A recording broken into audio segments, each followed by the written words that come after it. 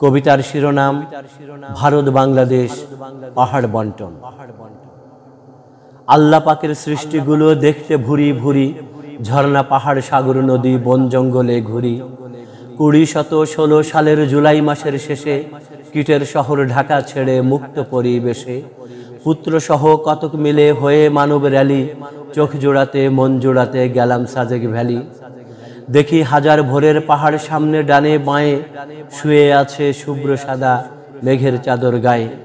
কি অপরূপ মেঘের ফেনা দেখলে হৃদয় কাড়ে, ঠিক মনে হয় বসে আছি মহাসাগর পাড়ে। তুলোর মেঘের ফেনার সাগর দেখতেছিলাম ভোরে, সূর্য রোদের ছোঁয়া পেয়ে মেঘরা গেল সরে। মেঘের তলের পাহাড়গুলোর উঠল মাথা জেগে, আমার ছেলে রায়ান তখন বলল ভীষণ রেগে, বৃহৎ পাহাড় সকলগুলো ভারতে কেন বাবা? আমি বলি সাবাস ছেলে, মার হাবা মার হাবা। আরো অনেক পাহাড় আছে সীমান্ত গা ঘেঁষে, সিংহভাগী চলে গেছে দাদা বাবুর দেশে। বিছনাকান্দি পান্তুমায়ু জাফলং শ্রীমঙ্গলে, কলমাকান্দা গজনি দেখে হৃদয়টা যায় জ্বলে। তাহিরপুর ভোলাগঞ্জে দেখতে পারো তুমি, ভাগবাটোরায় খুব ঠকেছে আমার জন্মভূমি। কতক পাহাড় কাছে দেখি কতক পাহাড় দূরে, দূরের পাহাড় ডাকে ডাকে আমায় ব্যথার করুণ সুরে।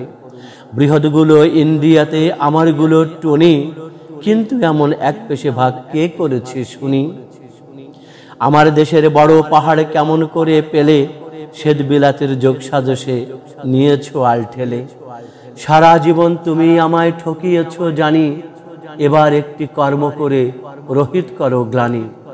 এতে তোমার মান যাবে না, ঘাড় হবে না নিচু, বড় পাহাড় আমায় যদি ফিরিয়ে দাও কিছু।